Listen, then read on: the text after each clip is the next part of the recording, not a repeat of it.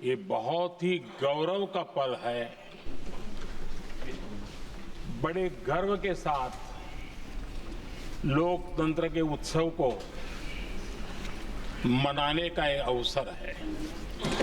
இது நாம் அனைவரும் ஜனநாயகத்தின் ஒரு முக்கியமான மகத்துவம் பூர்ணமான சமயத்தை கொண்டாட வேண்டிய நேரம். और विश्व के सबसे महान और विशाल लोकतंत्र की यात्रा इसके मूल में நம்முடைய கடந்த கால நினைவலைகளை பகிர்ந்து கொள்ள வேண்டிய நேரம். हमारे संविधान निर्माताओं का योगदान और जिसको लेकर के आज हम आगे बढ़ रहे हैं, ये 75 वर्ष அரசியல் சட்டத்தை உருவாக்கிய மேதைகளின் பங்களிப்பு என்ன என்பது பற்றியும் அதை நாம் மேற்கொண்டு எப்படி நடத்தி வருகிறோம் என்பது பற்றியும் பேச வேண்டிய நேரம். खुशी की बात है कि संसद भी इस उत्सव में शामिल होकर के अपनी भावनाओं को प्रकट कर रही है. இந்த விஷயத்தில் பாராளுமன்றமும் கலந்து கொண்டு தங்களுடைய எண்ணங்களை பகிர்ந்து கொண்டிருக்கிறார்கள் என்பதை கண்டு நான் மகிழ்ச்சி அடைகிறேன். हिस्सा लिया, मैं उन सबका अभिनंदन करता हूं. இந்த விவாதத்தில் பங்கு கொண்ட அனைவருக்கும் நான் என்னுடைய வணக்கத்தை தெரிவித்துக் கொள்கிறேன். 75 वर्ष की उपलब्धि साधारण नहीं है. 75 ஆண்டுகால சாதனை என்பது ஒரு சாதாரணமான விஷயம் அல்ல. और जब देश आजाद हुआ और उस समय भारत के लिए जो संभावनाएं व्यक्त की गई थी, उन सभी संभावनाओं को निरस्त करते हुए நாடு சுதந்திரம் அடைந்த போது இந்தியா என்னவெல்லாம் ஆகும் என்று சொல்லி வந்தார்களோ அவற்றையெல்லாம் நிராகரித்து வளர்ச்சி பாதையில் நாடு செல்கிறது. इस महान उपलब्धि के लिए संविधान निर्माताओं के साथ साथ मैं देश के कोटि कोटि नागरिकों का आदरपूर्वक இந்த சாதனைக்காக இந்த அரசியல் சட்டத்தை உருவாக்கிய மேதைகளோடு இந்த நாட்டின் கோடி கோடி மக்களுக்கும் நான் என்னுடைய நன்றியை தெரிவித்துக் கொள்கிறேன். इस नई व्यवस्था को जी करके दिखाया है. संविधान निर्माताओं की जो भावनाएं थी उसको जीने में पिछले 75 ஆண்டுகள் இந்த அரசியல் சட்டத்தை வாழ்ந்து காட்டி இருக்கிறார்கள். இந்த அரசியல் சட்டத்தை உருவாக்கிய மேதைகள் என்ன நினைத்து கொண்டு உருவாக்கினார்களோ அதையெல்லாம் சாதித்து காட்டியிருக்கிறார்கள். अभिनंदन का अधिकारी है. இவர்கள் அனைவரும் என்னுடைய வணக்கத்திற்குரியவர்கள். आदरणीय सभापति जी, संविधान निर्माता इस बात में बहुत सजग थे. वो ये नहीं मानते थे कि भारत का जन्म 1947 में हुआ है. वो ये नहीं मानते थे कि भारत में लोकतंत्र 1950 से आ रहा है. वे मानते थे यहाँ की महान परंपरा को, महान संस्कृति को, महान विरासत को, हजारों साल की उस यात्रा को. நம் நாட்டு மக்கள் நம் நாடு 1947 சுதந்திரம் அடைந்தது என்பதையும் 1950 இருந்து இந்த அரசியல் சட்டம் அமலுக்கு வந்தது என்பதையும் மனதில் கொள்வதில்லை.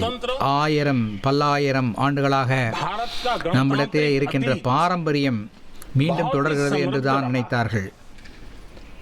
विश्व के लिए प्रेरक रहा है और तभी तो भारत आज मदर ऑफ डेमोक्रेसी के रूप में जाना जाता है. இந்தியா हम सिर्फ உலகத்திற்கு ஒரு எடுத்துக்காட்டாக விளங்குகிறது. அதனால்தான் ஜனநாயகத்தின் தாய் என அழைக்கப்படுகிறது. आदरणीय सभापति जी,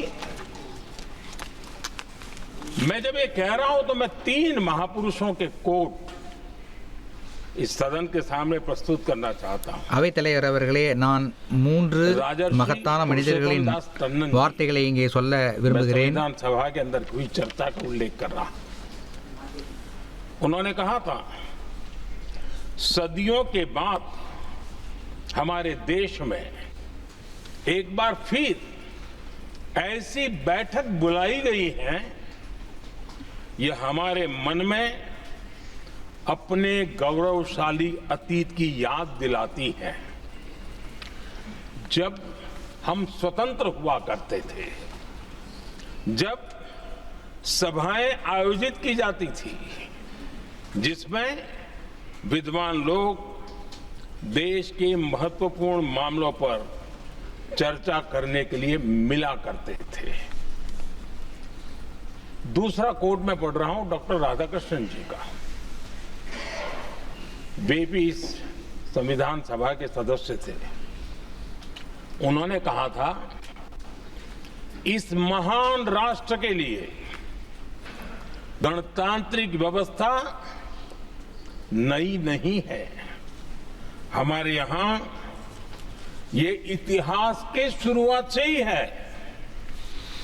और तीसरा कोट मैं बाबा साहब आंबेडकर का कह रहा हूं। இரண்டாவது கூற்று ராதாகிருஷ்ணன் அவர்களுடையது. இந்த அரசியல் சட்டம் இன்று தொடங்கியது என்று நினைக்க வேண்டாம். நமக்கு பல ஆண்டு கால பாரம்பரியம் இருக்கிறது என்று சொன்னார். மூன்றாவது கூற்று டாக்டர் அம்பேத்கர் அவர்களுடையது. जब भारत में कई गणतंत्र हुआ करते थे, आदरणीय सभापति जी, ஒரு காலத்தில் இந்தியாவில் பல ஜனநாயக அரசுகள் இருந்தன என்று அவர் குறிப்பிட்டிருக்கிறார். हमारी देश की नारी शक्ति ने संविधान को सशक्त करने में बहुत बड़ी भूमिका निभाई थी। संविधान सभा में 15 माननीय நம் நாட்டின் பெண்கள் சக்தி இந்த அரசியல் சட்டத்தை உருவாக்குவதில் ஒரு பெரும் பங்கு வகித்திருக்கிறது. அரசியல் நிர்ணய சபையில் 15 பெண் உறுப்பினர்கள் இருந்தார்கள். समृद्ध किया था और वे सभी बहनें अलग अलग बैकग्राउंड थी, अलग अलग क्षेत्र की थी. இந்த 15 பெண்களும் வெவ்வேறு பின்னணியில் கொண்டவர்கள், வெவ்வேறு பகுதிகளிலிருந்து, நாட்டின் வெவ்வேறு பகுதிகளிலிருந்து வந்தவர்கள். संविधान के निर्माण पर बहुत बड़ा प्रभाव रहा था और हमारे लिए गर्व की बात है कि दुनिया के कई देश आजाद भी हुए, संविधान भी बने, लोकतंत्र भी चला, लेकिन महिलाओं को अधिकार देने में இந்த உலகில் பல நாடுகள் இருக்கின்றன. அந்த நாடுகளில் அரசியல் சட்டம் இருந்தது, ஜனநாயகம் இருந்தது, தேர்தல்கள் நடந்தது. ஆனால் பெண்களுக்கு ஓட்டுரிமை வழங்கவில்லை.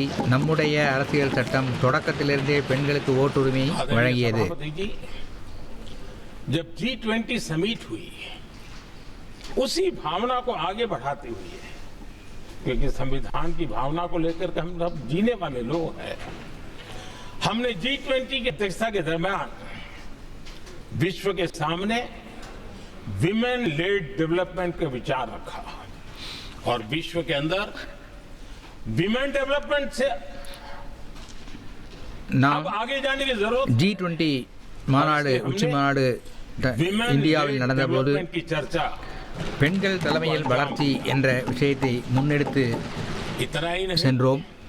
हम सभी सांसदों ने मिलकर के एक स्वर से नारी शक्ति बंधन अधिनियम पारित करके அந்த சமயத்தில் இங்கே இருக்கின்ற அவை உறுப்பினர்கள் அனைவரும் இணைந்து நாரி சக்தி அபிநந்தன் சட்டத்தை நிறைவேற்றினோம். அதன் மூலம் பெண்களுக்கு இடஒதுக்கீடு செய்யப்பட்டது. आदरणीय सभापति जी, आज हम देख रहे हैं हर बड़ी योजना के सेंटर में महिलाएं होती है. இன்று ஒவ்வொரு பெரிய திட்டத்தின் நடுவிலும் மையமாக பெண்கள் இருக்கிறார்கள். ये संयोग है और अच्छा संयोग है कि भारत के राष्ट्रपति के पद पर एक आदिवासी महिला. இந்த சமயத்தில் ஒரு நல் வாய்ப்பாக பாரதத்தின் ஜனாதிபதி பதவியில் ஒரு ஆதிவாசி பெண்மணி அமர்ந்திருக்கிறார். आदरणीय सभापति जी, इस सदन में भी लगातार हमारे महिला सांसदों की संख्या बढ़ रही है, उनका योगदान भी बढ़ रहा है. இந்த அவையிலே मंत्री परिषद தொடர்ந்து उनका பெண் योगदान बढ़ रहा है। உறுப்பினர்களின் எண்ணிக்கை அதிகரித்து வருகிறது. आज सामाजिक क्षेत्र हो, राजनीतिक क्षेत्र हो, शिक्षा का क्षेत्र हो, खेलकूद का क्षेत्र हो, சமூக அளவிலும் क्रिएटिव वर्ल्ड की दुनिया அரசியல் हो, நிலையிலும் जीवन के हर क्षेत्र में கல்வி துறையிலும் விளையாட்டு துறையிலும் பெண்களின் பங்களிப்பு महिलाओं का அதிகரித்து வருகிறது. प्रतिनिधित्व देश के लिए गौरव दिलाने वाला रहा है. विज्ञान के क्षेत्र में, खास करके स्पेस टेक्नोलॉजी में उनके योगदान की सराहना அறிவியல் துறையில் குறிப்பாக விண்வெளி துறையில் பெண்களின் பங்களிப்பு அதிகமாக இருக்கிறது. और इन सब की सबसे बड़ी प्रेरणा हमारा संविधान है. இவை அனைத்திற்கும் உற்சாகம் தருகின்ற ஒரு விஷயமாக நம்முடைய அரசியல் சட்டம் हमारा இருக்கிறது. देश बहुत तेज गति से विकास कर रहा है. भारत बहुत ही जल्द विश्व की तीसरी बड़ी आर्थिक शक्ति बनने की दिशा में நாடு மிக வேகமாக நமக்கு ஆதரவளித்து வருகிறது. விரைவிலேயே உலகின் மிகப்பெரிய மூன்றாவது பெரிய 140 करोड़ देश பொருளாதார நாடாக நம் நாடு உயரப் போகிறது. बनाएंगे. हम इस देश को विकसित भारत बना करके रहेंगे. ये हर भारतीय का संकल्प, ये हर भारतीय का सपना है. लेकिन इस संकल्प से सिद्धि के लिए सबसे बड़ी आवश्यकता है वो है நாட்டை வளர்ச்சியடைந்த நாடாக மாற்ற வேண்டும் என்பது நம் அனைவரின் லட்சியம். இந்த லட்சியம் நிறைவேறுவதற்கு हमारा संविधान भी